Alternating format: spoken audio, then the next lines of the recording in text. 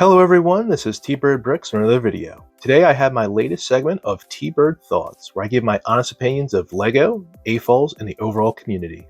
While I typically talk about LEGO superheroes, I've had my eye on the 2024 sets for Star Wars, and I started to ask myself, is LEGO Star Wars okay? This may seem obtuse, but I think it's a valid question. I'm looking at many of the sets in 2024 and just see them as a letdown. 2023 seemed like a down year as well, and while there's definitely been some bright spots here and there, I think LEGO Star Wars is suffering from the following problems. First, the pricing of these sets are becoming insane. I understand there's a licensing fee LEGO has to handle when producing Star Wars sets, and I understand inflation is a factor as well. But there's a very fine line between making a profit over expenses and just getting greedy. There's no way inflation is any excuse for LEGO charging $50 for a gray slab or $180 for a Black Falcon with random alternate reality characters or $80 for a really lazy Endor diorama. And speaking of that, the dioramas have been extremely hit or miss. LEGO's charging an exorbitant price for really flat and unimaginative sets with a quote and calling it a day. I appreciate a good diorama or vignette that captures a scene, but these sets come off like someone's mock where they didn't even try. Another problem I see in LEGO Star Wars are the sets becoming more expensive, while at the same time the sets are shrinking in size. I'm going to roll some images here from Instagram. Credit goes to I Am Wicked Wicket. Just look at the comparisons of the sets out now versus sets that came out as recently as 1 to 3 years ago. LEGO's consistent shrinking is really hurting the value of these sets, which will in turn steer customers away. And I think many LEGO Star Wars fans will still cling to these sets because of the minifigures, which to me seems like a con.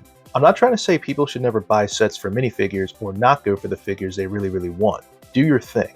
But at the same time, I think LEGO is recognizing how many fans will buy a lackluster set just for the figs, and they're taking advantage. The most recent examples coming to mind are the Ahsoka duel and many of the anniversary sets that came out this year.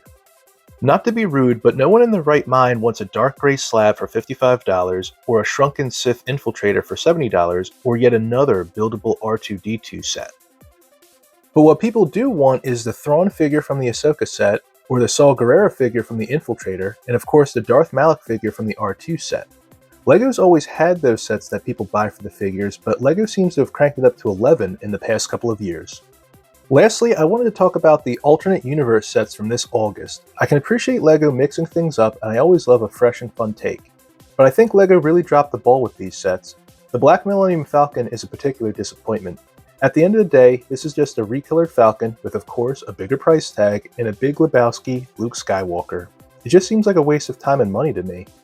Now, I don't want to be too harsh on LEGO, especially since not everything has been that bad. Just speaking for 2024, I think the January Battle Pack, the Invisible Hand, the Tantive 4 Hallway, and the Rex Y-Wing Microfighter have all been great sets and give solid value to the fans and customers.